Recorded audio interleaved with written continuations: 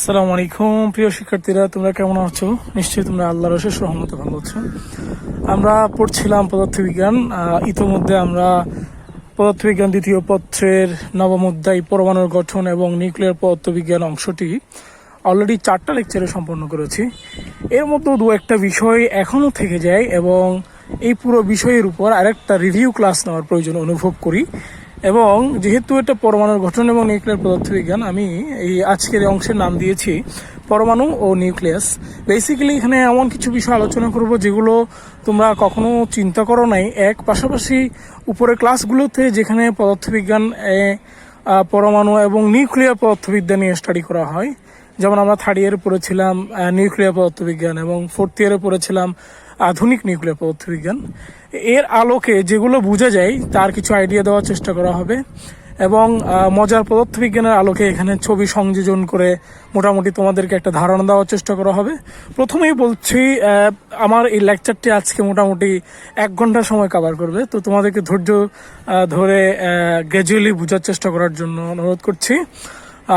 ওকে, তো আজকে তারই অংশ হিসেবে আমরা প্রথমেই শুরু করব পরমাণু দিয়ে। তোমরা জানো পরমাণু কাকে বলে। পরমাণু হচ্ছে, আমরা ছোটবেলা থেকে পড়ে আসছি, মৌলিক পদার্থের অবিভাজ্য কণিকা যার স্বাধীন অস্তিত্ব নাই, তাকে বলা হয় পরমাণু। এ ধরনের আমরা পড়ে এসেছিলাম। কিন্তু আমরা জানি এখন পরমাণু আর আসলে কি নয়, অবিভাজ্য নয়, পরমাণু বিভাজ্য। পরমাণুকে ভাঙলে তার নিউক্লিয়াসে প্রোটন, নিউট্রন এবং বাইরে ইলেকট্রন পাওয়া যায়। ইভেন প্রোটন নিউট্রনগুলোকে পর্যন্ত আজকে ভাঙা যায়। তাহলে এই পরমাণুর আকার কি, পরমাণু দেখতে কেমন, পরমাণু সম্পর্কে গবেষণার প্রথম যে তত্ত্ব আমরা পাই তাকে আমরা বলি থমসন মডেল। প্রথম তার তথ্য আমরা পাওয়া যায় থমসন পরমাণু মডেল।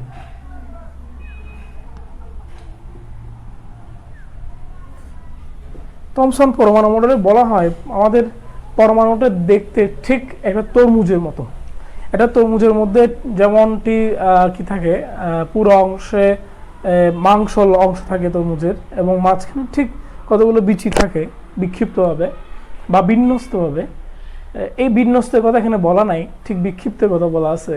যে এই পুরো অংশটাকে যদি পরমাণু বিবেচনা করা হয় তরমুজের, তাহলে ঠিক মাঝখানে যে বিচিগুলো আছে এগুলোকে ইলেকট্রন হিসেবে বিবেচনা করা হয়েছিল।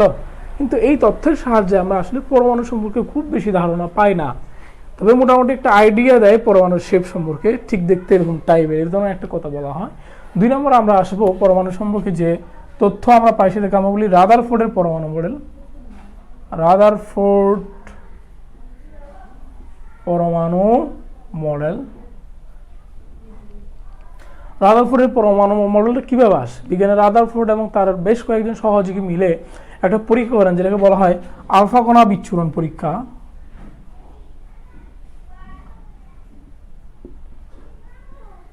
এই পরীক্ষাটার মাধ্যমে মূলত যে সিদ্ধান্তগুলোতে ওনারা উপনীত হন সেগুলোকে বলা হচ্ছে আলফা কণা বিচ্ছুরণ পরীক্ষা। সেখানে কি করা হয়, একটা আলফা কণার গান আর কি, যে আলফা কণা এটা এভাবে ছুড়ে দেওয়া হয়। এটা খুবই পাতলা গোল্ড ফয়েল স্বর্ণের একটা পাতের উপর। বলা হয় এর পুরুত্ব হচ্ছে প্রায় 0.04 সেন্টিমিটার, এ ধরনের পুরু। ঠিক তার পিছনে রাখা হয় একটা জিঙ্ক সালফাইড পর্দা, ঝ্যাটেন পর্দা। এই পর্দাতে কি করা হয়, এখান থেকে যে আলফা কণাগুলো যাচ্ছে সেগুলো পর্দার উপর পড়লে ঠিক একটা ঝলক সৃষ্টি হয়। এই পরীক্ষায় তারা দেখান যে এই যে আলফা কণাগুলো এখানে যাচ্ছে তার মধ্যে অধিকাংশ আলফা কণাই কোনো ধরনের বিকৃতি বা বিচ্যুতি ছাড়া সোজা গিয়ে জিঙ্ক সালফাইড পর্দাকে আঘাত করছে। প্রায় 20,000-এর মধ্যে একটি আলফা কণা গিয়ে আবার উল্টো দিকে ফিরে আসছে, এবং 20,000-এর মধ্যে প্রায় 4টি বা 5টি কণা এভাবে যাওয়ার সময় একটু বেঁকে যাচ্ছে। মানে ব্যাপারটা এরকম, 20,000-এর মধ্যে একটি ঠিক গিয়ে এভাবে ফিরে আসলো, অনলি ওয়ান 20,000-এর মধ্যে, আর বেশ কয়েকটা এভাবে যাওয়ার সময় বেঁকে গেল।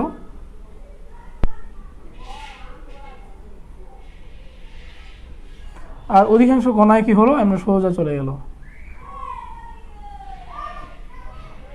এখান থেকে তারা সিদ্ধান্ত উপনীত হন যে পরমাণুর নিউক্লিয়াস, পরমাণু অধিকাংশ জায়গা ফাঁকা, প্রথম কথা হচ্ছে যেহেতু অধিকাংশ কণা আলফা কণা কোনো ধরনের ডেভিয়েশন ছাড়া চলে গেল, অতএব পরমাণুর অধিকাংশ স্থান বা জায়গা ফাঁকা এবং ঠিক মাঝখানে পরমাণুর মোট ভর কেন্দ্রীভূত বা পুঞ্জীভূত আছে।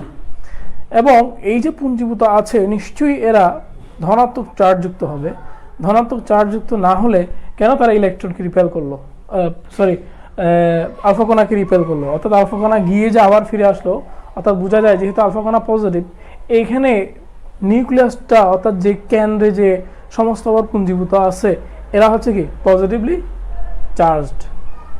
এছাড়া তারা বলেন এই যে নিউক্লিয়াসের চারপাশে যে ইলেকট্রনগুলো ক্রমবর্ধমান ঘুরছে, ঘূর্ণায়মান, সেই ঘূর্ণায়মান ইলেকট্রনগুলোর ভর একটা হিলিয়াম নিউক্লিয়াসের অর্থাৎ আলফা কণার ভরের চেয়ে খুব কম হওয়াতে এরা আলফা কণার গতিপথে কোনো পরিবর্তন করতে পারে না। তাহলে এখান থেকে যে সিদ্ধান্তগুলো উপনীত হয় সেগুলোকে আমরা যদি একটু সিম্পলিফাই করে সামারাইজ করে লিখি তাহলে দাঁড়ায়,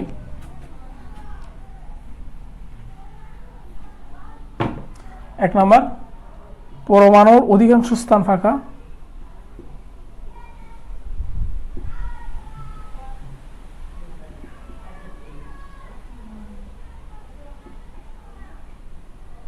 দুই, সমস্ত ভর কেন্দ্রে পুঞ্জীভূত,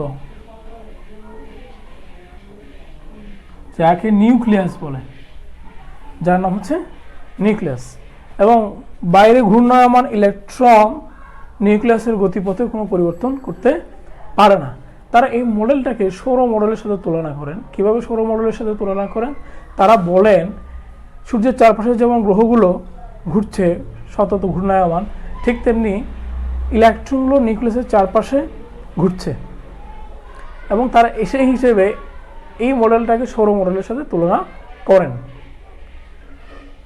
আমরা এইভাবে মোটামুটি রাদারফোর্ডের পরমাণু মডেল থেকে পরমাণু সম্পর্কে একটা প্রিসাইজ আইডিয়া পাই। একদম এক্স্যাক্টলি আমরা বুঝতে পারি যে আসলে পরমাণুর শেপটা কেমন। কিন্তু কিছু সমস্যা থেকেই যায়। রাদারফোর্ড পরমাণু মডেলের আমরা বলি সীমাবদ্ধতা বলি। এই সীমাবদ্ধতাগুলো হচ্ছে প্রথমত যে এটাকে নিউক্লিয়াসের সৌর মডেলের সাথে তুলনা করা হয়েছে, আসলে কি ব্যাপারটা সেটা ঠিক হয়েছে? কেননা আমরা জানি নিউক্লিয়াসের চারপাশে যে ইলেকট্রনগুলো ঘুরে সেগুলো নেগেটিভলি চার্জড, অথচ সৌর মডেলে সূর্যের চারপাশে যে গ্রহগুলো ঘুরছে সেগুলো চার্জলেস, নিরপেক্ষ। তাহলে এই কম্প্যারিজনটা ঠিক হয় নাই। আবার আমরা জানি সূর্য এবং পৃথিবী তথা গ্রহগুলোর মধ্যে মহাকর্ষ বল ক্রিয়া করে, আর নিউক্লিয়াস এবং ইলেকট্রনের মধ্যে স্থিতিবৈদ্যুতিক আকর্ষণ বল ক্রিয়া করে। তাহলে এই কম্প্যারিজনটাও এদিক দিয়ে ঠিক হয়নি। এছাড়া আমরা জানি ম্যাক্সওয়েলের তাড়িৎচুম্বক তত্ত্ব অনুযায়ী সবচেয়ে বড় সমস্যা সেটা হলো একটা চার্জযুক্ত কণা যদি ঘুরতে থাকে কোনো নিউক্লিয়াস বা কেন্দ্র করে, তাহলে ক্রমাগত শক্তি বিকিরণ করে সেই চার্জযুক্ত কণাটি অবশেষে কেন্দ্রে পতিত হয়। সেই হিসেবে এখানে নিউক্লিয়াসের চারপাশে সর্বদা ঘূর্ণায়মান ইলেকট্রনগুলো গ্র্যাজুয়ালি শক্তি বিকিরণ করে অবশেষে কেন্দ্রে পতিত হয়ে আমাদের পরমাণুটাকে আনস্টেবল করে দেয়।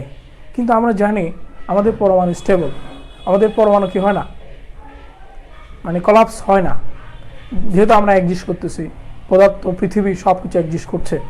তাহলে এই ড্রব্যাকসগুলো ব্যাখ্যা দেওয়ার জন্য এই পরবর্তীতে নতুন আরেকটি তথ্য নিয়ে আসলেন। তিনি হচ্ছেন বিজ্ঞানী বোর। আমরা যেটাকে বলি বোরের পরমাণু মডেল বলি। বোরের পরমাণু মডেল আমরা দেখব।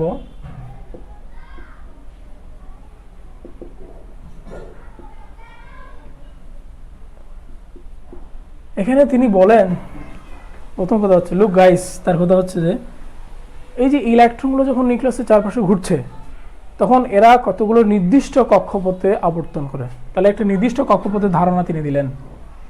নির্দিষ্ট কক্ষপথে ইলেকট্রন আবর্তন করে। এই সময় এরা শক্তি শোষণ করে না,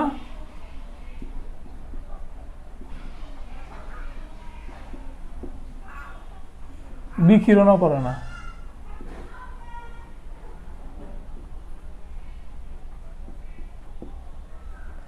2 নাম্বার তিনি বলতে চাচ্ছেন যদি তাদের নিম্ন শক্তি স্তর থেকে উচ্চতর শক্তি স্তরে যাওয়ার প্রয়োজন হয় তারা একটা নির্দিষ্ট পরিমাণ শক্তি শোষণ করে উপরে যাবে বা একটা নির্দিষ্ট পরিমাণ শক্তি শোষণ করে উপরের স্তর থেকে নিচের স্তরে আসবে এবং তিনি এই শক্তির পরিমাণ মেনশন করেন এটাকে বলেন তিনি ডেল ই সমান NHF অর্থাৎ কোয়ান্টাম মেকানিক্যাল যে আইডিয়া ম্যাক্স প্ল্যাঙ্ক দিয়েছিলেন যে এই শক্তি হচ্ছে HF একটা নির্দিষ্ট প্যাকেট পরিমাণ শক্তির কয়েক গুণ 1 গুণ 2 গুণ 3 গুণ 4 গুণ এই ধরনের শক্তি বিকিরণ বা শোষণ করে ইলেকট্রন কক্ষপথে তাদের স্থানান্তর ঘটায়।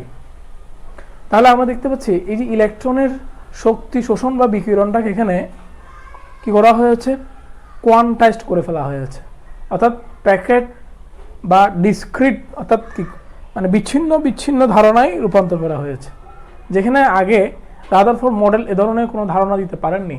তিনি বলেছিলেন শক্তি যদি একবার ক্রমাগত বিকিরণ করতে শুরু করে তাহলে বিকিরণ করতে করতে করতে করতে একদম জিরো হওয়া পর্যন্ত বিকিরণ করবে এবং একসময় কেন্দ্রে পতিত হবে। কিন্তু এখানে রাদারফোর্ড বলেন যে না আসলে ধরনের কোনো ঘটনা নয়, ইলেকট্রন যখন কক্ষপথে অবস্থান করে তখন কোনো শক্তি শোষণও করে না বিকিরণও করে না, কিন্তু যখন প্রয়োজন হয় উচ্চতর শক্তি স্তরে যাওয়ার জন্য একটা নির্দিষ্ট পরিমাণ শক্তি কী করবে শোষণ করবে, আবার উচ্চতর থেকে নিম্ন স্তরে আসার জন্য একটা নির্দিষ্ট পরিমাণ শক্তি বিকিরণ করবে। এই হচ্ছে মোটামুটি আমরা বলতে পারি এটাকে কোয়ান্টাম মেকানিক্যাল আইডিয়া বলতে পারি, কারণ এখানে শক্তি শোষণ বিকিরণকে কোয়ান্টাইজড করা হয়েছে। এরপরে অংশ আমরা দেখবো 3 নম্বরে তিনি বলতে চাচ্ছেন যে এই যে ঘূর্ণায়মান যে ইলেকট্রনগুলো আছে তাদের যে ভরবেগগুলো আছে এই কণিক ভরবেগকে তিনি বলতে চাচ্ছেন এই এল সমান হবে n/h/2π। তিনিও এখানে মোটামুটি ইলেকট্রনের কণিক ভরবেগকে কি করলেন কোয়ান্টাইজড করলেন, কোয়ান্টাম মেকানিক্যাল আইডিয়া ইন্ট্রোডিউস করলেন। এটাকে আমরা বলি Rutherford to Niels Bohr, that means classical idea of physics to quantum mechanical idea of physics. এই কোয়ান্টাম মেকানিক্যাল আইডিয়াকে আমরা বলি মডার্ন ফিজিক্স। তাহলে এখানে আমরা যদি একটু গ্রাফিক্যাল রিপ্রেজেন্টেশন দিয়ে এই জিনিসটা একটু বোঝার চেষ্টা করি তিনি কিভাবে রাদারফোর্ড থেকে নিলস বোরের মডেলে গেলেন তাহলে জিনিসটা আমরা একটু দেখব। রাদারফোর্ড বলতে যাচ্ছেন যে এই যে নিউক্লিয়াস তার পাশে যে ইলেকট্রনগুলো এই ইলেকট্রনগুলোর শক্তি যদি আমি একটা কি করি বক্স কল্পনা করি, এই বক্স ইলেকট্রনগুলোর শক্তি হবে কিসের ন্যায় তরঙ্গের ন্যায়, কন্টিনিউয়াস নিরবচ্ছিন্ন। এবং এই নিরবচ্ছিন্ন আইডিয়ার কারণে যদি এইখান থেকে একটু করে বের হয়ে যায় তাহলে পুরাটা বের হওয়া পর্যন্ত বের হতে থাকবে, অর্থাৎ বের হতে হতে ইলেকট্রনের শক্তি একদম নিঃশেষ হয়ে যাবে, যেটা হচ্ছে অনেকটা কি সুতার ন্যায়। যেহেতু কন্টিনিউয়াস একটা তরঙ্গ আমরা মানি চলমান একটা জিনিস যেটা বিচ্ছিন্ন নয়, অতএব সুতার ন্যায় যদি একটু সুতা বের হয় টানতে টানতে একদম পুরো সুতো সব চলে আসা পর্যন্ত ঠিক তেমনি এনার্জি এভাবে রিলিজ হয়ে যাবে। কিন্তু নিলস বোর বলতে চাচ্ছে যে না লুক গাইস, সে বলা যে ব্যাপারটা আসলে এরকম নয়। একটা কক্ষপথে যখন ইলেকট্রন অবস্থান করে তার শক্তি হবে প্যাকেট এবং এই প্যাকেটের শক্তির মান হচ্ছে HF এবং এই নির্দিষ্ট পরিমাণ শক্তি নিয়ে কি করবে আবর্তন করতে থাকবে। যখন তার প্রয়োজন হবে উচ্চতর শক্তি স্তরে যাওয়ার জন্য তখন এই প্যাকেটের হয় 1 প্যাকেট বা 2 প্যাকেট রিলিজ করবে, আবার যখন প্রয়োজন হবে নিম্নতর শক্তি স্তরে যাওয়ার জন্য তখন শোষণ করবে, অর্থাৎ ভাইস ভার্সা, উপরে গেলে শোষণ করবে নিচে গেলে বিকিরণ করবে। এবং এই বিকিরণ বা শোষণটা হবে নির্দিষ্ট পরিমাণ শক্তির 1 গুণ 2 গুণ 3 গুণ। তাহলে আমরা দেখতে পাচ্ছি এই যে কোয়ান্টাইজেশন, এই যে বিচ্ছিন্ন ধারণাতে ইলেকট্রন যদি শক্তি বিকিরণ করতে চায় বা শোষণ করতে চায় তাহলে পুরোটা নিঃশেষ হওয়ার কোনো প্রয়োজন নাই, একটা নির্দিষ্ট পরিমাণ শক্তি শোষণ বা বিকিরণ করলেই হচ্ছে। দ্যাট মিনস এই আইডিয়ার মাধ্যমে আমাদের পরমাণু স্টেবল থাকছে, সেই পরমাণুটা আর কলাপস হচ্ছে না। এবং এই নিলস বোরের পরমাণু মডেলের ড্রব্যাকস আছে কিছু। ড্রব্যাকস হচ্ছে প্রথমত হচ্ছে সীমাবদ্ধতার মধ্যে আমরা যদি প্রথমে পাই তাহলে হলো এটা এক ইলেকট্রন বিশিষ্ট পরমাণু ধারণা দেয়, 1 ইলেকট্রন বিশিষ্ট পরমাণু ধারণা দেয়, কিন্তু একাধিক ইলেকট্রন বিশিষ্ট পরমাণু ধারণা দিতে পারে না। যেমনটি আমরা অনেকে এইভাবে আঁকি নিউক্লিয়াস, যেমন কিছুক্ষণ আমি দেখাচ্ছিলাম, এই যে এখানে 2টো দিলাম, এখানে 8টা দিলাম। কিছুদিন আগে আমার এক ফ্রেন্ড ওই যে বার্সা এবং বায়ার্নের খেলার মধ্যে যে বার্সা 2 গোল খাইলো, এখানে FCB লিখে দিল, আর এখানে 8টা দিয়ে দিল বায়ার্নের। তো ঠিক এ ধরনের বৃত্তাকার কক্ষপথ তিনি অঙ্কন করেন এবং নিচে লিখে দেন বোরের পরমাণু মডেল। আসলে বোরের পরমাণু মডেল আমরা জানি একাধিক ইলেকট্রন বিশিষ্ট কক্ষপথের ধারণা দিতে পারে না, শুধুমাত্র এক ইলেকট্রন বিশিষ্ট কক্ষপথের ধারণা দিতে পারে। এবং উপরের ক্লাসে আমরা দেখব একাধিক ইলেকট্রন বিশিষ্ট কক্ষপথের ধারণা দেওয়ার জন্য আমাদের নতুন মডেলে অবতারণা করতে হয়, যেটাকে আমরা বলি সমারফেল্ড মডেল।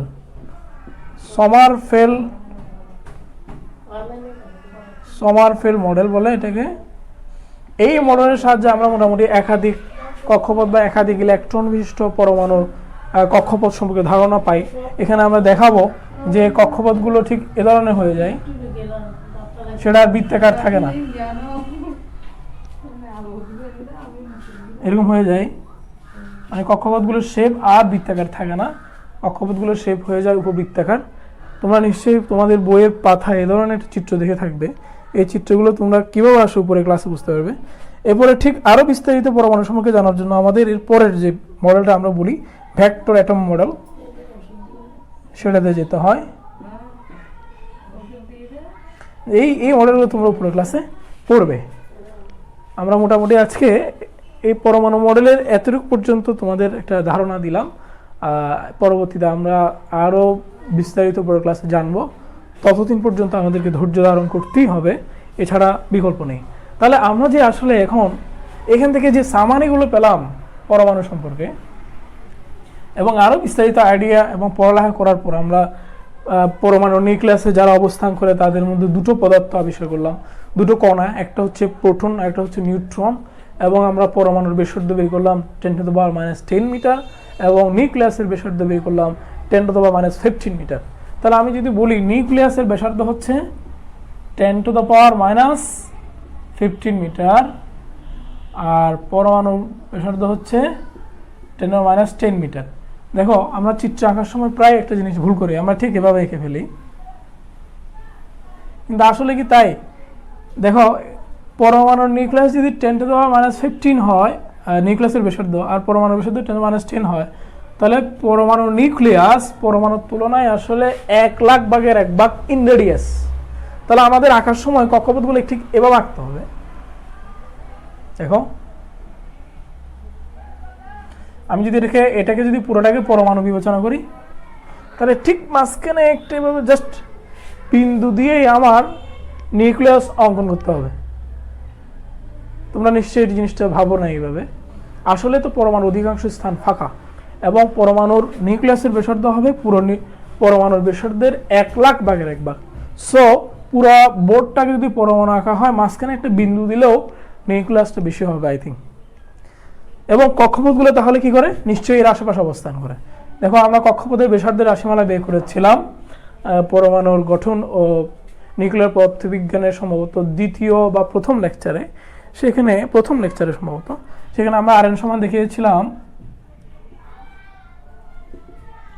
n²h²ε0/π_me², যেখানে R1 সমান আমরা বের করেছিলাম 0.53 অ্যাংস্ট্রম, মানে 0.53 ইন্টু 10⁻⁻10 মিটার। তাহলে আমরা বলতে পারি ফার্স্ট কক্ষপথটা অনেকটা ঠিক এটাই, যেহেতু পরমাণুর ব্যাসার্ধ -10 এর পাওয়ার। এর পরেরটা আরও কি হবে? আর একটু বাড়বে, আর একটু বাড়লে ঠিক কত বাড়বে? যেমন আমরা যদি n² করি, n² মানে 2², 2 দিয়ে যদি এটাকে গুণ করি, আর 2 মানে হচ্ছে 2² ইন্টু 0.53 ইন্টু 10⁻⁻10, তাহলে তাই যদি হয় তাহলে কি হচ্ছে 4 গুণ হয়ে যাচ্ছে। মানে দূরত্বটা ঠিক আরও কাছাকাছি। এইভাবে কক্ষপথগুলো আমরা আঁকে থাকবো এবং ওদের মধ্যে অবশ্যই এই যে দূরত্বগুলো কী হইতে হবে, মানে বাড়বে, গ্র্যাজুয়ালি দূরত্বগুলো বাড়বে। এবার আমরা পরমাণু আঁকতে পারি। এরপরে এইখানে যে শক্তিগুলো আছে সেই শক্তির রাশিমালা আমরা বের করেছিলাম। পরমাণুর কক্ষপথে যে ইলেকট্রনগুলো আছে তাদের শক্তির রাশিমালা ছিল En সমান -m⁴ 8n² h²ε0²।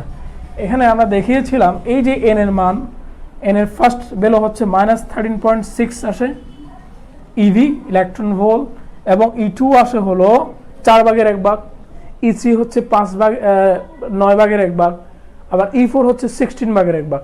এখানেও কক্ষপথ অবস্থানরত ইলেকট্রনগুলোর শক্তিকে কি করা হয়েছে, কোয়ান্টাইজড করা হয়েছে, অর্থাৎ একটা নির্দিষ্ট ভ্যালু প্রদান করা হয়েছে, তাদেরকে কন্টিনিউয়াস করা হয়নি।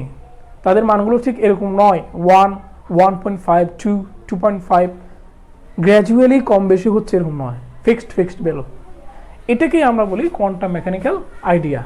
অংশে আসার আগেই তোমাদের আরেকটা কথা বলে রাখি, সেটা হচ্ছে এই যে আমরা তোমার এটাকে বলেছিলাম, মাঝখানেরটাকে পজিটিভ বলেছিলাম, এবং তারও অনেক দূরে অর্থাৎ রেডিয়াস হবে প্রায় 1 লাখ ভাগের 1 ভাগ নিউক্লিয়াসের, সেই হিসেবে যদি আমি বিবেচনা করি তাহলে জিনিসটা অনেকটা এরকম হবে। এটাকে আমি বলতে পারি একটা পরমাণু বলতে পারি। সেই পরমাণু তোমরা দেখতে পাচ্ছ কক্ষপথগুলো অনেক দূর অবস্থান করছে, এরপরে ধরলাম আরেকটার পাশে অবস্থান করছে কক্ষপথ এভাবে। তাহলে আসলে কক্ষপথ মানে কি ছিল, কক্ষপথগুলো দিয়ে কি বোঝাচ্ছে, আসলে এগুলো কি কতগুলো স্পেসিফিক রেখা, আসলে ঠিক তা না। ব্যাপারটা হচ্ছে এই জায়গাগুলোতে ইলেকট্রনের পাওয়ার পসিবিলিটি সবচেয়ে বেশি, মানে এখানে ইলেকট্রন মেঘ তৈরি হয়, মানে এই ধরনের, এটা একটা প্রবাবিলিটি, একটা মানে সম্ভাবনার পড়ালেখা। তোমরা কোয়ান্টাম নাম্বার পড়েছিলে, 4টা কোয়ান্টাম নাম্বার, 4টা কোয়ান্টাম নাম্বারে আমরা প্রধান কোয়ান্টাম নাম্বার বলেছিলাম, এরপরে সহকারী, এরপর ম্যাগনেটিক কোয়ান্টাম নাম্বার, এরপরে 4 নাম্বারে স্পিন কোয়ান্টাম নাম্বার ছিল। আসলে এই 4টা কোয়ান্টাম নাম্বার দিয়ে আমরা ইলেকট্রনের অবস্থান বা পজিশনটা একদম ক্লিয়ার হওয়ার চেষ্টা করি। যেমন আমরা একটা ক্লাসের কথা যদি বিবেচনা করি, একটা ক্লাসে যদি 4টা কলাম থাকে, 4টা কলামের মধ্যে কত নাম্বার কলাম, এটাকে আমি বলতে পারি প্রধান কোয়ান্টাম নাম্বার। আবার দ্বিতীয় কলামের 2 নম্বর সারি, এই 2 নম্বর সারিটাকে আমি বলতে পারি সেকেন্ড অর্থাৎ দ্বিতীয় কোয়ান্টাম নাম্বার। এরপরে দ্বিতীয় সারির বেঞ্চে যদি 3 জন স্টুডেন্ট বসতে পারে, তাহলে 3 জনের মধ্যে কোন স্টুডেন্টটা মোস্ট প্রবাবলি, বা এই 3টা জায়গার মধ্যে কোন জায়গায় ইলেকট্রন বেসিক্যালি থাকতে পারে, বা 2টা যদি বসে, তার কারণ আমরা জানি বেঞ্চের একদম কোনায় বসতে পারে, বেঞ্চের ঠিক মাঝামাঝি বসতে পারে, আর বসার একটা অ্যাপ্রোপ্রিয়েট জায়গা আছে ওইখানে বুঝতে পারে। তাহলে বসার অ্যাপ্রোপ্রিয়েট জায়গা যেটা, সেটাকে আমি একদম 90% প্রবাবিলিটি বা সম্ভাবনা দিয়ে বলবো, অন্যান্যগুলোকে আমি কম সম্ভাবনা দেবো, অর্থাৎ ইলেকট্রনকে এই জায়গায় পাওয়ার সম্ভাবনা বেশি। এটাকে বলা হয় তৃতীয় কোয়ান্টাম নাম্বার। আবার ইলেকট্রনগুলোর ঘূর্ণনের একটা ব্যাপার আছে। ধরো একটা বেঞ্চে 2 জন বসছে, একজন হচ্ছে পশ্চিমমুখী, আরেকজন বসছে পূর্বমুখী হয়ে, তাহলে পশ্চিমমুখীকে যদি আমি +1/2 দিয়ে প্রকাশ করি, আর পূর্বমুখীকে আমি প্রকাশ করবো -1/2 দিয়ে। এভাবে আমরা 4টা কোয়ান্টাম নাম্বারের সাহায্যে একদম স্পেসিফিক ওয়েতে ইলেকট্রনের অবস্থান মোটামুটি বলা যায় সম্ভাবনা দিয়ে। তাও আবার বলছি সম্ভাবনা, 95% প্রবাবিলিটি এরকম বলা যায়। যে তোমরা হয়তো পড়েছ ইন্টারমিডিয়েট লেভেলের কেমিস্ট্রি অধ্যায়ে, তোমরা ম্যাগনেটিক কোয়ান্টাম নাম্বার নিয়ে এভাবে পড়ালেখা করার কথা ছিল। যাক, তাহলে আসলে আমরা এই যে রেগুলো আঁকতেছি, এগুলো আসলে স্পেসিফিক কোনো পজিশন বোঝাচ্ছে না, এগুলো আমরা ধারণা দেওয়ার জন্য আঁকছি। এখন আমরা এই নিউক্লিয়াস যে আলোচনা আমরা ইতিমধ্যে করেছিলাম, সেই নিউক্লিয়াসকে আর একটু দেখার চেষ্টা করব। তোমরা জানো নিউক্লিয়াসের মধ্যে নিউক্লিয়ন সমূহ অবস্থান করে, আর নিউক্লিয়ন মানে হচ্ছে প্রোটন এবং নিউট্রন। তোমরা নিশ্চয়ই এটা নিয়ে চিন্তা ভাবনা করেছো। এই যে নিউক্লিয়াসের মধ্যে আমরা জানি সমধর্মী চার্জ বিশিষ্ট প্রোটনগুলো অবস্থান করছে, কিভাবে অবস্থান করছে, অথচ আমরা জানি সমধর্মী আধান পরস্পরকে বিকর্ষণ করে। তোমরা জেনে নাও এই যে সমধর্মী আধানগুলো কিভাবে অবস্থান করে, সেই সংক্রান্ত 1950 সালের দিকে জাপানের বিজ্ঞানী হিদেকি ইয়োকাওয়া একটা তথ্য প্রদান করেন, যাকে বলা হয় ম্যাসন তত্ত্ব। এই ম্যাসন তত্ত্বের জন্য উনি নোবেল পুরস্কার প্রাপ্ত হন। তিনি এখানে বলতে চাচ্ছেন যে দুটো কুকুর যখন সচরাচর এক জায়গায় অবস্থান করে না, কিন্তু ভিন্ন কারণে অবস্থান করে, যেমন তারা যদি হয় জীবনসঙ্গী হয় তাহলে অবস্থান করে, তাদের যদি একটা কমন ইনেমি থাকে তাহলে অবস্থান করে। দেখা যায় যে বিদেশি একটা বাইরের থেকে বা ভিন দেশে একটা কুকুর আসছে, তারা এটাকে অপোজ করার জন্য সবাই একসাথে অবস্থান করে। তাহলে এখানেও সেম এ ধরনের একটা আইডিয়া দেওয়া হচ্ছে। বলা হচ্ছে দুটো কুকুর একসাথে অবস্থান করে না, কিন্তু তাদেরকে যদি একটা হাড় দেওয়া হয়, একটা কুকুর ততক্ষণ এই হাড়টা কামড়াবে, এবার তার থেকে নিয়ে আরেকজনে কামড়াবে, এভাবে খেলা চলে, তারা অনেকক্ষণ একসাথে অবস্থান করে। ঠিক তেমনি বলা হচ্ছে এই প্রোটনগুলোর মধ্যে এক ধরনের পার্টিকেল এক্সচেঞ্জ হচ্ছে, যার দরুন তারা এই জায়গায় পার্টিকেল এক্সচেঞ্জের কারণে অবস্থান করছে। এই ধরনের একটা তথ্য প্রদান করা হয়, এটাকে বলা হয় বন্ধুপতি ম্যাসন তত্ত্ব। আমরা আরও দেখব এই যে তোমরা এই যে নিউক্লিয়াসের কথা বলছি আমরা, এখানে প্রোটন সমূহ খুব চাপাচাপি করে অবস্থান করতেছে, একদম মানে কিভাবে চাপাচাপি করে অবস্থান করতেছে সেটা আমরা কিছুক্ষণ পরে বুঝবো। এবং যে বলের কারণে এরা এভাবে অবস্থান করছে সেটাকে আমরা বলি সবল নিউক্লিয় বল, স্ট্রং নিউক্লিয়ার ফোর্স, যার পাল্লা হচ্ছে 10⁻15 মিটার। এবং এটা পৃথিবীর সবচেয়ে শক্তিশালী বল। আমরা যে মহাকর্ষ বল অনুভব করি তার তুলনায় এই বলের পাল্লা 10⁻41 গুণ বেশি বলা হয়। Could you imagine the value 10⁻41 গুণ? তাহলে চিন্তা করো nucleus, how is the density of nucleus. তাহলে এই যে স্ট্রং নিউক্লিয়ার ফোর্স, কিন্তু এটার পাল্লা কিন্তু খুবই কম। এই জিনিসটা আমাদের অবশ্যই মাথায় রাখতে হবে। এদের পাল্লা খুবই কম হওয়াতে এরা নিউক্লিয়াসের মধ্যে 5টা-6টা নিউক্লিয়ন মিলে পাল্লা ফিল আপ হয়ে যায়, আবার 5টা-6টা নিউক্লিয়ন মিলে পাল্লা ফিল আপ হয়ে যায়, বা 4টা-5টা মিলে পাল্লা ফিল আপ হয়ে যায়। তাহলে পাল্লা ফিল আপ হয়ে গেলেই 4টা-5টার বাইরে আর এরা নিউক্লিয়নকে কী করবে না, ইনক্লুড করবে না। যার ফলে এই 4টা-5টা নিউক্লিয়ন মিলে একটা গ্রুপ হয়। এই গ্রুপগুলো নিউক্লিয়াসের মধ্যে দীর্ঘদিন যাবত ধাক্কা খায়, ধাক্কা খেতে খেতে একসময় ধুম করে বের হয়ে যায় পর্যাপ্ত শক্তি নিয়ে। এই যে নিউক্লিয়াস থেকে আরেকটা কণা বের হয়ে যাওয়া, এটাকে আমরা বলছি তেজস্ক্রিয়তা, যেটা আমরা পড়েছি অলরেডি। তেজস্ক্রিয়তায় আমরা দেখিয়েছি যে সকল পদার্থের, মৌলিক পদার্থের পারমাণবিক সংখ্যা 82 এর বেশি, তারা স্বতঃস্ফূর্তভাবে এইসব তেজস্ক্রিয়তা প্রদর্শন করে। ইভেন আমাদের বডিতেও C14 নামে একটা কার্বনের আইসোটোপ বিদ্যমান, সেটা তোমার তেজস্ক্রিয়তা প্রদর্শন করে। এই তেজস্ক্রিয়তা নিয়ে আমরা তেজস্ক্রিয় ক্ষয়সূত্র পড়েছি। ক্ষয়সূত্র আমরা দেখিয়েছি একটা সমীকরণ, যে তেজস্ক্রিয় রূপান্তর সমীকরণ বলা হয় n সমান n0 ইন্টু e⁻ λt। অর্থাৎ n0 যদি হয় তার প্রারম্ভিক পরমাণুর সংখ্যা বা নিউক্লিয়াসের সংখ্যা, সেটা গ্র্যাজুয়ালি ডিকে করে এই n মানে আসবে। এবং এটা আমরা লেখচিত্রের মাধ্যমে দেখিয়েছিলাম, এবং লেখচিত্রটা ঠিক দেখতে এরকম হয়, মানে কমতে থাকবে বাট নেভার বিকেমস 0। এবং ঠিক অর্ধেক পরিমাণ হতে যে সময় লাগে তাকে বলেছিলাম অর্ধায়ু। এবং সবগুলো পরমাণু আয়ের যোগফলকে মোট পরমাণুর সংখ্যা দিয়ে ভাগ করলে যেটা পাওয়া যায় সেটাকে আমরা বলেছিলাম গড়ায়ু। এই বিষয়গুলো নিয়ে আমরা সমীকরণ বের করে এবং আমরা গাণিতিক সমস্যা সমাধানও করেছি। এছাড়া আমরা জানি তেজস্ক্রিয় পদার্থে মোস্ট লাইকলি যেটা বের হয়, যেহেতু 4টা-5টার কাছাকাছি যেটা হয় সেটা হলো হিলিয়াম নিউক্লিয়াস, যেটাকে আমরা বলি আলফা কণা। এবার বিটা কণা, গামা কণা। আলফা, বিটা কণা, এই গামা কণা, এগুলোর মধ্যে আমরা কম্প্যারিজন দেখিয়েছিলাম। আমরা দেখিয়েছিলাম আলফা কণার ভেদন ক্ষমতা সবচেয়ে কম, এরপরে বিটা কণার মোটামুটি এর চেয়ে বেশি, আর গামা কণার সবচেয়ে বেশি। আবার আমরা দেখিয়েছিলাম আলফা কণার আয়নায়ন ক্ষমতা সবচেয়ে বেশি, আর বিটা কণার তার চেয়ে কম, গামা কণার তার চেয়ে কম। বিটা কণাকে আমরা বলেছিলাম ইলেকট্রন স্রোত, আর গামাকে আমরা বলেছিলাম মোটামুটি ইলেকট্রোম্যাগনেটিক ওয়েভ, যার তরঙ্গদৈর্ঘ্য খুবই কম। এই জিনিসটা দেখার পরে আমরা নিউক্লিয়াসের ডেন্সিটি নিয়ে আরেকটু কথা বলতে চাই, কারণ আমরা যখন নিউক্লিয়াসের ডেন্সিটি তোমাদের দেখিয়েছিলাম, তোমরা অনেকেই কনফিউজড হয়েছিলে একটা বিষয় নিয়ে। আর আমরা বলেছিলাম নিউক্লিয়াসের ডেন্সিটি আমরা এভাবে বের করবো, m/b, অর্থাৎ নিউক্লিয়াসের ভর ডিভাইডেড বাই নিউক্লিয়াসের আয়তন। নিউক্লিয়াসের আয়তনের জন্য আমাদের অবশ্যই রেডিয়াস জানতে হবে। নিউক্লিয়াসের রেডিয়াসের একটা সূত্র তোমাদের বইয়ে দেওয়া আছে, r সমান r0 ইন্টু a⁻1/3। এখানে a হচ্ছে ভর সংখ্যা আর r0 হচ্ছে একটা ধ্রুবক, যার মান হচ্ছে 1.2 ফেমটোমিটার, মানে 1.2 ইন্টু 10⁻15 মিটার ধরা হয় এখানে। r0 সমান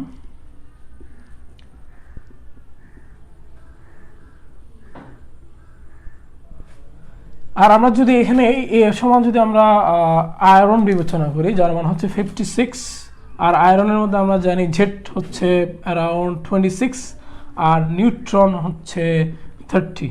তাহলে এই ভ্যালুগুলো ইন্ট্রোডিউস করে যদি আমরা নিউক্লিয়াসের ডেন্সিটি বের করতে চাই, তাহলে আমরা কি পাবো? আমরা জানি এম সমান, তাহলে আমি বলবো প্রোটন এবং নিউট্রনের মিলিত ভর, মানে জেড ইন্টু এমপি, যেটা মাসের মধ্যে 26টা প্রোটনের ভর এবং 30টা নিউট্রনের ভর আমরা ইন্ট্রোডিউস করবো। তাহলে ভাবে লিখবো n into mn divide by 4/3 pi r cube.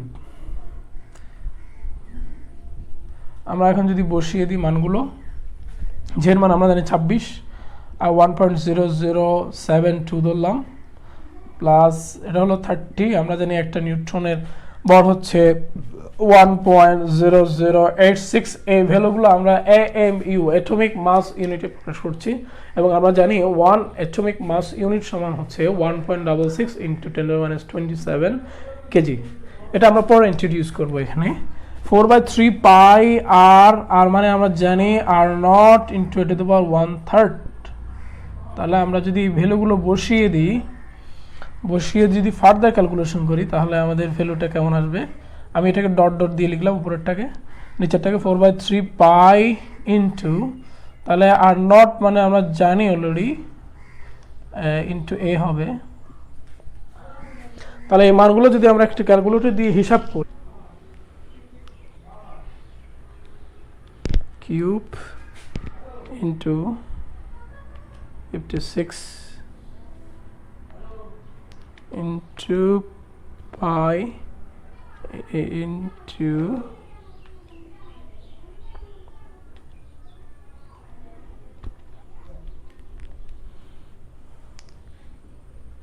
এমানটা আসছে 4.04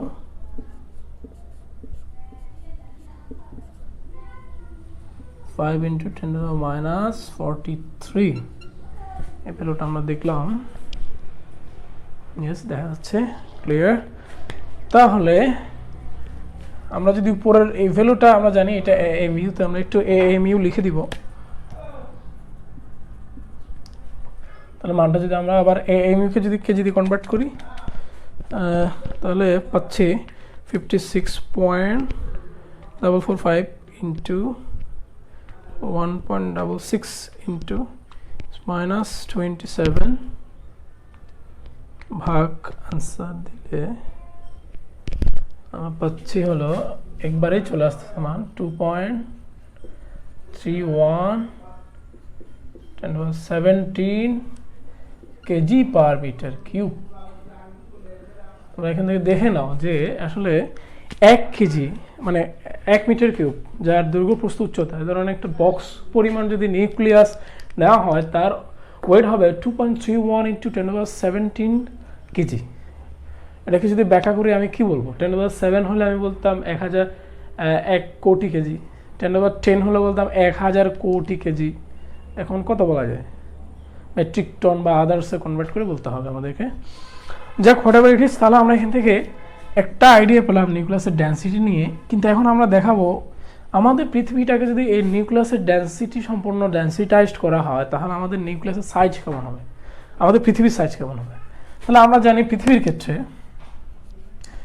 ক্ষেত্রে যদি এই ডেনসিটি দেওয়া হয় তাহলে পৃথিবীর ব্যাসার্ধ কত হবে, আমরা সেটা বের করবো। এখন পৃথিবীর ক্ষেত্রে আমরা জানি আমাদের রো সমান m/v আমাদের পৃথিবীর ক্ষেত্রে। তাহলে আমি ডেনসিটিটা বসিয়ে দিলাম, নিউক্লিয়াসের ডেনসিটি 10⁻17, আর আমাদের সবার জানা আমাদের পৃথিবীর ভর হচ্ছে 6.0 ইন্টু 10⁻24 কেজি, আর আমাদের ভ্যালু 4/3 পাই আর কিউব। এই আর এর মানটা বের করতে পারলে আমাদের কাজ শেষ হয়ে যাবে। এই ভ্যালুটা আসতেছে হলো 1.183.7 মিটার। তাহলে দেখো এখান থেকে আমরা আইডিয়া পাচ্ছি হলো যদি আমাদের পৃথিবীটাকে আমরা নিউক্লিয়াসের ডেনসিটি সম্বন্ধে ডেনসিটাইজ করি তাহলে মোটামুটি আমাদের পৃথিবীর সাইজ হবে হলো বুয়েট মাঠের ঠিক মাঝখান থেকে যদি আমি 183 মিটার করে গিয়ে একটা গোলক কল্পনা করি, ঠিক সেই গোলকের মতো। তোমরা নিশ্চয়ই বুয়েট মাঠ দেখেছ, বা তোমরা একটা যদি ক্রিকেট খেলার মাঠ চিন্তা করো যেখানে আমরা জানি একটা ছক্কা মারলে একদম ঠিক সামনাসামনি একটা যদি ছক্কা মারে তাহলে বল মোটামুটি 75 মিটার পর্যন্ত যায়, 75, আর খুব বেশি হলে 100 মিটার যায়। তাহলে ঠিক যেখানে ব্যাটসম্যান ব্যাট করে তার থেকে 183 মিটার দূরে গিয়ে একটা গোলক কল্পনা করলে যে সাইজ হবে আমাদের পৃথিবীর সাইজ হবে ঠিক তার মতো, যদি পৃথিবীটাকে নিউক্লিয়াসের যে ডেনসিটি তার সম্পূর্ণ ডেনসিটাইজ করা হয়। এখানে আরেকটা প্রশ্ন আছে তোমাদের, যেটা তোমরা অনেকেই হয়তো নবম দশম শ্রেণীতে পড়ে থাকবে, সেটা হচ্ছে 1 চামচ নিউক্লিয়াসের ভর কত হবে। 1 চামচ নিউক্লিয়াসের ভর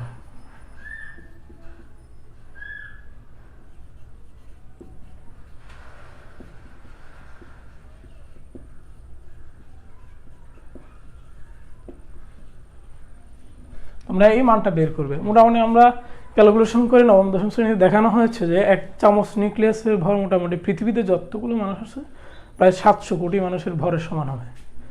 কাছাকাছি ভর দেখানো যায়। 1 চামচ নিউক্লিয়াসে কি পরিমাণ নিউক্লিয়াস ধরতে পারে? 1 চা চামচ মানে আমরা ধরতে পারি 1 সেন্টিমিটার কিউব, 1 সিসি। তাহলে আমি আয়তন পেয়ে গেলাম। আর আমি ভর বের করবো এখন। তো আমি জানি m সমান ভি আমার জানা আছে 1 সিসিকে আমি 1 সেন্টিমিটার কিউবে কনভার্ট করব। আর রো আমরা বের করেছি 2.31 × 1017 কেজি/মিটার কিউব নিউক্লিয়াসে বসিয়ে দিলে মোটামুটি এখানে যে ভ্যালুটা পাওয়া যাবে। আর একটা মানুষের যদি আমরা ভর মোটামুটি 40 কেজি করে ধরি, অ্যাভারেজে 30, 35, 40 করে ধরা হয়, তাহলে 700 কোটি দিয়ে গুণ করলে এই ভরটা মোটামুটি কাছাকাছি হবে। তাহলে তোমরা এখান থেকে বুঝে নাও আসলে nucleus, how is the density of nucleus. আমি যদি বলি তোমাদেরকে এখন একটা আয়রনের টুকরো দিয়ে যদি বলি যে এর মধ্যে একটা পিন প্রবেশ করাও, তোমরা কি পারবে? ডেফিনেটলি তোমরা পারবে না, কারণ আয়রন আমরা জানি অনেক শক্তিশালী এবং প্রচুর ডেন্সিটি সম্পন্ন একটা ম্যাটেরিয়াল। কিন্তু এই আয়রনটা কম্পোস্ট অফ হোয়াট? পরমাণু দিয়ে তৈরি। তাহলে সেই পরমাণুটা আবার কি দিয়ে তৈরি? নিউক্লিয়াস দিয়ে তৈরি। তাহলে আমি আয়রনের পরমাণুর ক্ষেত্রে বলতে পারি আয়রনের পরমাণুর ঠিক ভিতরে হচ্ছে নিউক্লিয়াস, যার radius, in radius not in volume, মোটামুটি 1,00,000 ভাগের 1 ভাগ হচ্ছে নিউক্লিয়াসের রেডিয়াস। তাহলে আয়রনের একটা পরমাণুকে আমি ফাফা বলতে পারি। তাহলে যে আয়রনের মধ্যে তোমার পক্ষে একটা পিন প্রবেশ করানো সম্ভব নয়, সেই আয়রন ইজ নাথিং বাট একটা হলো স্পেস।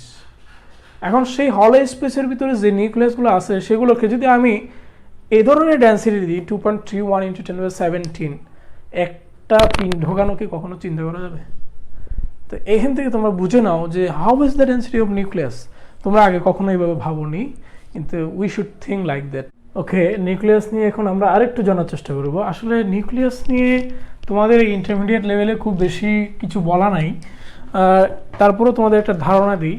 এই যে যেমনটি তোমরা জানো নিউক্লিয়াসের চারপাশে যে ইলেকট্রনগুলো সর্বদা ঘূর্ণায়মান, এই ইলেকট্রনগুলোর ঘূর্ণন এবং তাদের অবস্থান, তাদের বিন্যাস নিয়ে যেমন আমরা অনেক কিছু জানি, পলি এক্সক্লুশন প্রিন্সিপাল বা পলীয় বর্জন নীতি বা অফবাউ নীতি, এগুলোর সাহায্যে আমরা জানি। তাহলে ঠিক অনুরূপ নিউক্লিয়াসের মধ্যে নিউক্লিয়নগুলো তথা প্রোটনগুলো কীভাবে অবস্থান করে এবং তাদের শক্তির রাশিমালাগুলো কেমন হওয়া উচিত এবং একটা নিউক্লিয়াসের শক্তি কেমন হয়, কোন কোন বিষয়গুলো এর উপর নির্ভর করে, এই সংক্রান্ত গবেষণায় উপরের ক্লাসে তোমরা আরও বেশ কয়েকটা মডেল পড়বে নিউক্লিয়াস সংক্রান্ত। যেমন একটা মডেল হচ্ছে liquid drop model, liquid drop model. এবার আরেকটা মডেল করতে হবে তোমাদেরকে, সেমি এম্পিরিক্যাল মডেল।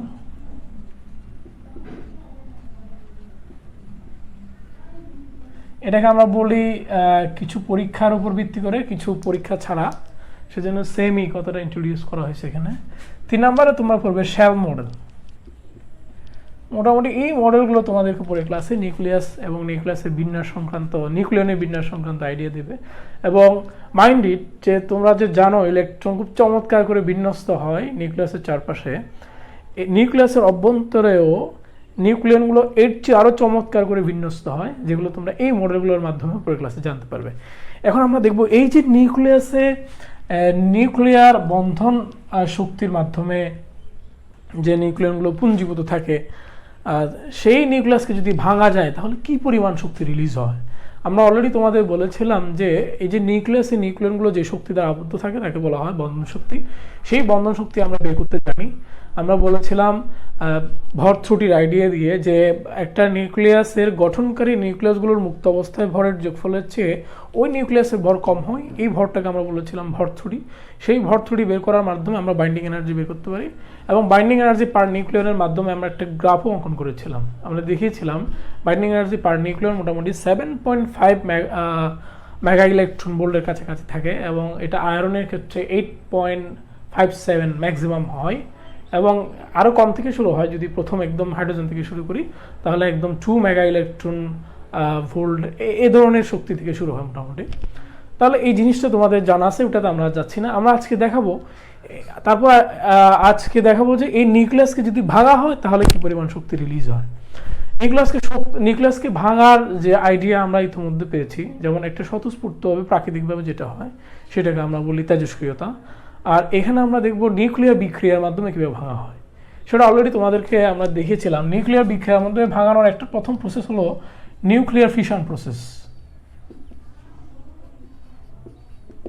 নিউক্লিয়ার ফিশনে আমরা দেখিয়েছিলাম যে এখানে ইউরেনিয়াম 35 একটা মৌল তেজস্ক্রিয় মৌলকে নিউট্রন দ্বারা আঘাত করা হলে সেখান থেকে মোটামুটি কাছাকাছি ভরের একটা বেরিয়াম 14156 আর একটা ক্রিপ্টন 36 এবং এদিকে 92 এবং 3টা আরও নিউট্রন প্রডিউস হয় এবং কিছু পরিমাণ এনার্জি রিলিজ হয়। সেই এনার্জি রিলিজটা আমরা দেখিয়েছিলাম। সেটা কিভাবে দেখিয়েছিলাম? আমরা এখানে মোটামুটি ডেলেম বের করেছিলাম। ডেলেম মানে কীরকম? আমরা জানি এই যে বিক্রিয়কগুলোর ভর বিয়োগ উৎপাদকগুলোর ভর বিয়োগ করলে আমরা এখানে মোটামুটি পেয়েছিলাম 0.22954 AMU পাওয়া যায়। তোমরা যদি বিক্রিয়কগুলোর ভর এবং মাইনাস উৎপাদকগুলোর ভর বসাও যদি বিয়োগ করো এই জিনিসটা পাবে। এবং এটাকে যদি আমরা শক্তিতে রূপান্তর করি তাহলে মোটামুটি 210 মেগা ইলেকট্রন ভোল্ট শক্তি পাওয়া যায় একটা ইউরেনিয়াম পরমাণু থেকে। তাহলে এটা আমরা দেখিয়েছিলাম 1 কেজি ইউরেনিয়াম পরমাণুতে কি পরিমাণ অণু থাকে, পরমাণু থাকে এবং তার থেকে কী পরিমাণ শক্তি পাওয়া যায় সেই হিসাবটাও আমরা দেখিয়েছিলাম। এবং বলেছিলাম এই যে নিউক্লিয়ার রিয়াকশন, এটা হলো reaction for the production of nuclear bomb. Actually nuclear bomb প্রোডাকশনের জন্য এটা তৈরি করা হয়। তোমরা জানো 1945 সালে প্রথম নিউক্লিয়ার বোমের ব্যবহার হয়। এর আগে নিউক্লিয়ার ফিশন রিয়াকশন আবিষ্কার করেন বিজ্ঞানী ফার্মি নামে একজন বিজ্ঞানী। এবার বিজ্ঞানী ওটো হান এবং স্ট্রাসম্যান এটাকে আরও বর্ধিত করেন। বিজ্ঞানী ওপেনহাইমারকে বলা হয় নিউক্লিয়ার বোমের জনক। এবং সে সময় একটা কোল্ড ওয়ার এরা চলছিল যে জার্মানি এবং জাপান তাদের একটা প্রজেক্ট করেছিল তাদের বিজ্ঞানীদের নেতৃত্বে নিউক্লিয়ার বোম তৈরি করার জন্য। আর দিকে আমেরিকান ম্যানহাটন প্রজেক্ট করেছিল বিজ্ঞানী আইনস্টাইনের নেতৃত্বে নিউক্লিয়ার বোম প্রোডাকশনের জন্য। এখন তারা একটাই ভুল করছিল, সেটা হলো এই যে ইউরেনিয়ামটাকে তারা ফার্স্ট নিউট্রন দ্বারা আঘাত করার কারণে তারা স্পেকটেশন অনুযায়ী নিউক্লিয়ার রিয়াকশন এবং এনার্জি পাচ্ছিল না জার্মানরা। কিন্তু এই জিনিসটা বুঝে ফেলে আমেরিকানরা, তারা মোটামুটি স্লো এবং মডারেট নিউট্রন দ্বারা আঘাত করে ইউরেনিয়ামকে এবং বেটার ক্রস সেকশন পায় এবং রিয়াকশন হয় এবং পরবর্তীতে তারা নিউক্লিয়ার বোম আবিষ্কার করে 1945 সালের 16 জুলাই তারা ফার্স্ট টেস্ট করে ট্রিনিটি সাইটে। এরপরে আমরা জানি পরের মাসেই জাপানকে আত্মসমর্পণ করানোর জন্য দ্বিতীয় বিশ্বযুদ্ধে 6 এবং 9 আগস্ট লিটল বয় এবং ফ্যাটম্যান ফেলে দেওয়া হয় হিরোশিমা এবং নাগাসাকিতে। প্রায় বলা হয় 2 লাখের উপর মানুষ তৎক্ষণাৎ পুড়ে ছাই হয়ে যায়। এবং এই নিউক্লিয়ার বোম প্রোডাকশন থেমেছিল না। ফার্স্ট আমরা জানি 1945 সালে ইউএসএ করার পর ইউএসএ এই প্রোডাকশন করার পরে 1949 সালে ইউএসএসআর, আমরা যেটা বলি বর্তমান রাশিয়া, তৎকালীন সোভিয়েত ইউনিয়ন, এই ফার্স্ট নিউক্লিয়ার বোম টেস্ট করে। এবং এই নিউক্লিয়ার বোম টেস্ট তারা 1991 সাল পর্যন্ত মোটামুটি চলতে থাকে, সোভিয়েত ইউনিয়নের ভাঙন পর্যন্ত।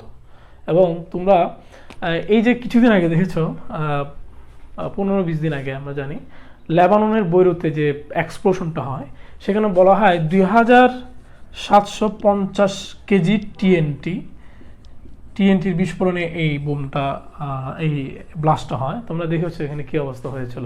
মোটামুটি একটা সিটি, ছোটোখাটো একটা সিটি ডাস্টে রূপান্তর হয়ে গিয়েছিল, বিল্ডিংগুলো সব ভেঙে যাচ্ছিল, গ্লাসগুলো ভেঙে যাচ্ছিল। তাহলে এইটা মাত্র 2750 কেজি টিএনটির মাধ্যমে এই প্রোডাকশনটা হয়। মোটামুটি 1000 কেজি ইউরেনিয়ামের মানে ওয়ারহেড জ্বালানি দিয়ে যদি একটা নিউক্লিয়ার বোম বিস্ফোরণ ঘটানো হয় এবং এখান থেকে প্রায় বলা হয় 1.2 মিলিয়ন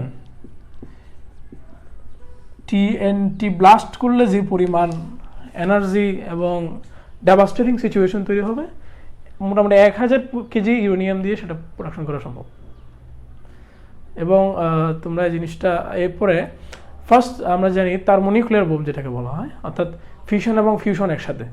প্রথমে ফিশন রিয়াকশন ঘটানো হবে, সেই ফিশন রিয়াকশনে যে তাপমাত্রা প্রডিউস হবে সেটার মধ্যে ফিউশন রিয়াকশন হলে প্রথমে একটা ছোট বিস্ফোরণ হবে এবং একটা বৃহৎ বিস্ফোরণ হবে।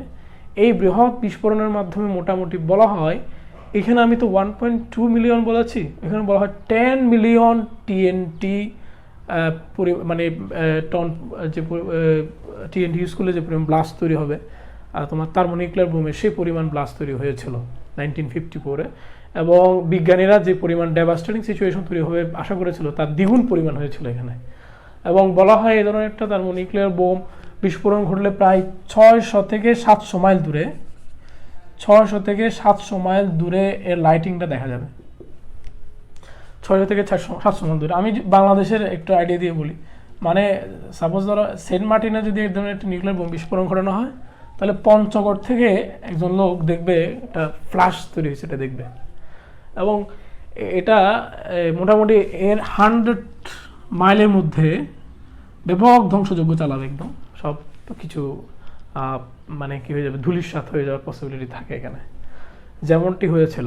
এরপরে সবচেয়ে বড় নিউক্লিয়ার বোম যেটা ফাটানো হয় 1961 সালে সোভিয়েত ইউনিয়ন, যেটাকে টিসার বোম বলে।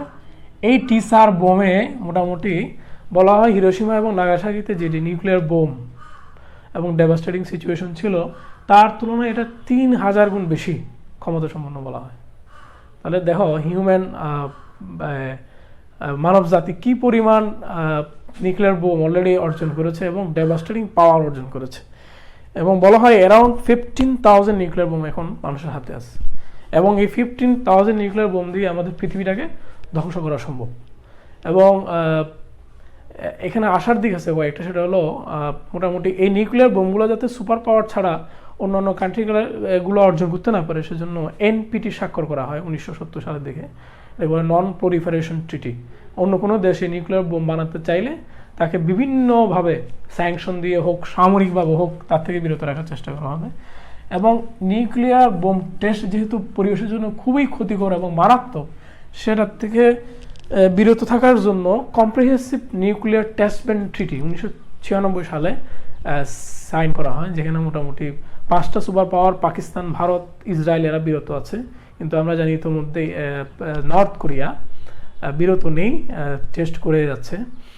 তোমরা আরেকটু জেনে অবাক হবে যে সাউথ আফ্রিকা নামে যে একটা দেশ আমরা জানি, সেই সাউথ কোরিয়ার একসময় নিউক্লিয়ার বোম ছিল, কিন্তু শান্তির জন্য এবং অন্যান্য সহযোগিতার শর্ত সাপেক্ষে তারা নিউক্লিয়ার বোম কি করে অ্যাভয়েড করে। এই বিষয়গুলো অবশ্যই আমাদের জানা থাকতে হবে। এবার 2 নম্বর আমরা দেখাবো নিউক্লিয়ার ফিউশন রিঅ্যাকশন। নিউক্লিয়ার ফিউশনে মোটামুটি কী করা হয়, ছোটো ছোটো দুটো নিউক্লিয়াসকে মিলিয়ে একটা বড় নিউক্লিয়াস করা হয়, যেটা সূর্যে সংগঠিত হচ্ছে এই বিক্রিয়াটা। আমরা জানি এখানে 4টা হাইড্রোজেনকে মোলা হয় এভাবে ফিউশনের মাধ্যমে। 4টা হাইড্রোজেন মানে তোমরা জানো 4টা প্রোটন। এখান থেকে কি হবে, একটা হিলিয়াম নিউক্লিয়াস হবে, উপরে 4 নিচে 2, এবং 2টা পজিট্রন প্রোডাকশন হবে। 2টা পজিট্রন জিনিসটা হচ্ছে, মানে পজিট্রনটা হচ্ছে আসলে ইলেকট্রনের উল্টো আর কি, অ্যান্টি ম্যাটার বলি আমরা, মানে অ্যান্টি ইলেকট্রন। সব কিছু সেম, খালি যার আধান হচ্ছে কি পজিটিভ। এই ধরনের রিঅ্যাকশনটা প্রোডাকশন হয় এবং এখান থেকে এনার্জি রিলিজ হয়। সেই এনার্জি রিলিজটা আমরা হিসাব করে দেখেছি।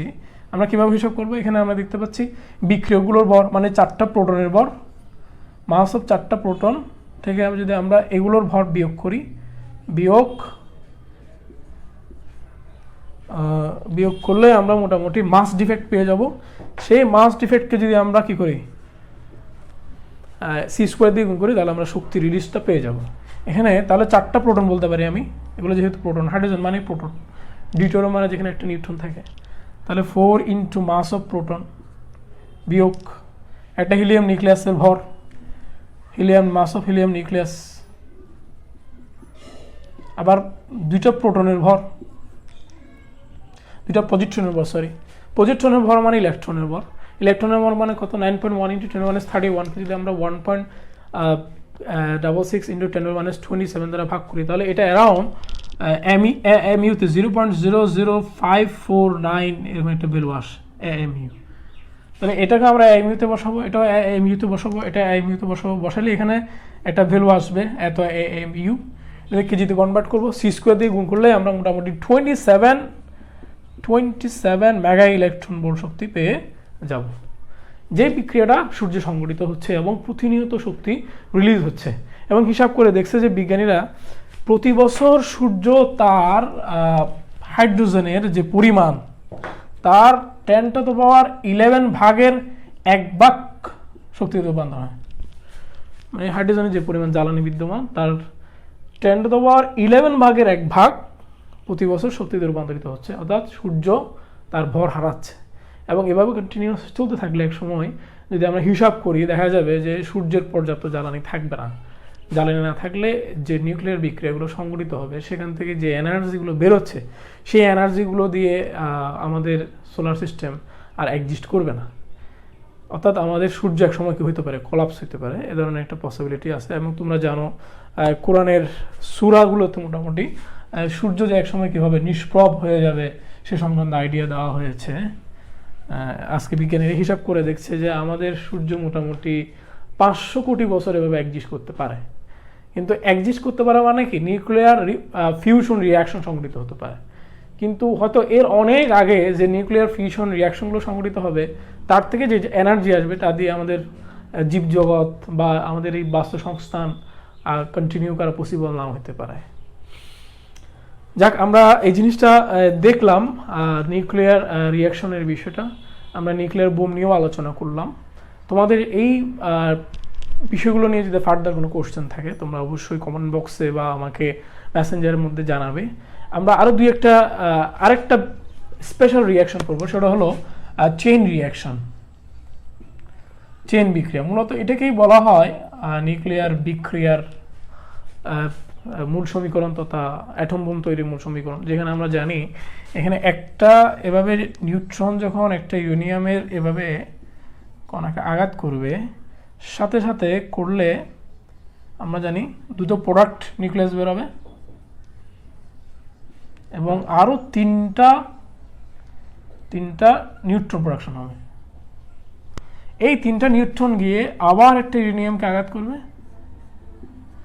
করলে সাথে সাথে আবার দুইটা প্রোডাক্ট নিউক্লিয়াস পাওয়া যাবে, তার থেকে আরও তিনটা নিউট্রন পাওয়া যাবে। তাহলে দেখো, এটা গিয়ে যদি আবার আরেকটা প্রোডাক্ট নিউক্লিয়াসকে আঘাত করে, আরেকটা ইউরেনিয়ামকে আঘাত করে, তাহলে আমরা এখান থেকে দুটা প্রোডাক্ট নিউক্লিয়াস পাবো এবং তিনটা নিউট্রন পাবো। অনুরূপভাবে এটা যদি গিয়ে আরেকটা ইউরেনিয়ামকে আঘাত করে, এখান থেকে আমরা দুটো প্রোডাক্ট নিউক্লিয়াস পাবো এবং তিনটে নিউট্রন পাবো। এই যে সাদাগুলোকে আমি নিউট্রন দ্বারা প্রকাশ করেছি, বড় অংশটাকে আমরা প্রকাশ করেছি ইউরেনিয়াম দ্বারা, এই ছোটো ছোটোগুলোকে আমরা প্রোডাক্ট নিউক্লিয়াস দ্বারা প্রকাশ করছি। তাহলে আমরা দেখতে পাচ্ছি এই রিয়াকশনটা একবার যদি শুরু হয় আর এখানে যদি পর্যাপ্ত পরিমাণ ইউরেনিয়াম পরমাণু বিদ্যমান থাকে, তাহলে প্রডিউসড এই নিউক্লিয়াসগুলো, প্রডিউসড এই নিউট্রনগুলো এই রিয়াকশনটাকে চালাইতেই থাকে। অর্থাৎ এই বিক্রিয়া যদি একবার শুরু হয় এটা চলতে থাকবে এবং চেইনের আকারে বাড়তে থাকে। দেখতে পাচ্ছি 1 থেকে 3, 3 থেকে 9, 9 থেকে 27, 27 থেকে 3, 27 এবার বাড়তে থাকবে। তাহলে আমরা বলতে পারি চেইন বিক্রিয়া হচ্ছে যে সবহ বিক্রিয়া একবার শুরু হলে স্বতঃস্ফূর্তভাবে চলতে থাকে, সেই বিক্রিয়াকে বলা হয় চেইন বিক্রিয়া। এবং চেইন বিক্রিয়ার সমীকরণ আমরা ইতিমধ্যে দেখিয়েছি। ইউরেনিয়াম 235কে একটা নিউট্রন দ্বারা আঘাত করবো এবং একটা বেরিয়াম এবং ক্রিপ্টন পাওয়া যায়, সাথে সাথে আরও 3টা নিউট্রন প্রোডাকশন হয় এবং কিছু পরিমাণ এনার্জি রিলিজ হয়।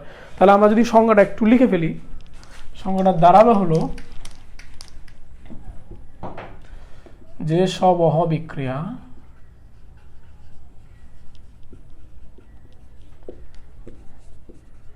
একবার শুরু হলে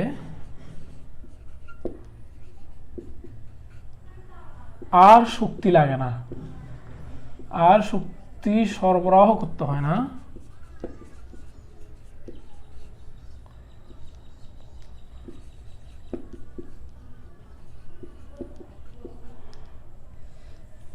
তাকে মোটামুটি আমরা চেইন বিক্রিয়া বলি, চেইন বিক্রিয়া বলা হয়। তাহলে এই চেইন বিক্রিয়ার রিয়াকশনটা ডেফিনিশনটা লেখার পর তোমরা সমীকরণটা লিখে দিবে, তাহলেই মোটামুটি হয়ে যাবে। এখন আমরা দেখব নিউক্লিয়ার বিক্রিয়া এবং রাসায়নিক বিক্রিয়ার মধ্যে পার্থক্যগুলো একটু দেখার চেষ্টা করি। তাহলে আমরা দেখি এক পাশে রাসায়নিক বিক্রিয়া আর এই পাশে লিখব নিউক্লিয়ার বিক্রিয়া।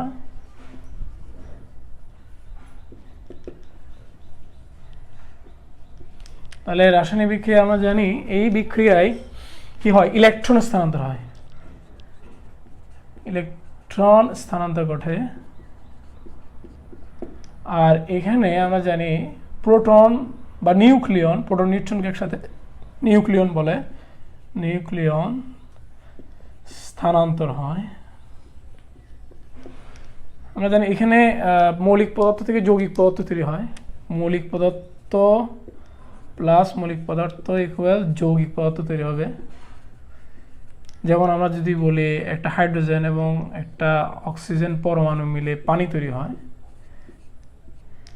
এখানে আমরা জানি কি করা হয়, মৌলিক পদার্থ থেকে মৌলিক পদার্থ তৈরি হয়। যেমন একটা হাইড্রোজেন যদি মিলানো হয় এভাবে, আমরা জানি এভাবে 4টা হাইড্রোজেন মিলিত হলে 4টা হাইড্রোজেন মিলে কি তৈরি হবে, একটা হিলিয়াম নিউক্লিয়াস তৈরি হয়, 2 4 এবং পজিট্রন তৈরি হয়,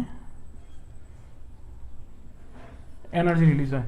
তাহলে দেখো এখানে হাইড্রোজেন হচ্ছে মৌলিক পদার্থ, হিলিয়াম হচ্ছে মৌলিক পদার্থ, মানে মৌলিক পদার্থ থেকে মৌলিক পদার্থ সৃষ্টি হয়, বা 2টা মৌলিক পদার্থ মিলে একটা মৌলিক পদার্থ সৃষ্টি হয়, বা একটা মৌলিক পদার্থ থেকে আরও মৌলিক পদার্থ পাওয়া যায়, যেটা কখনোই রাসায়নিক বিক্রিয়ার মাধ্যমে সম্ভব নয়।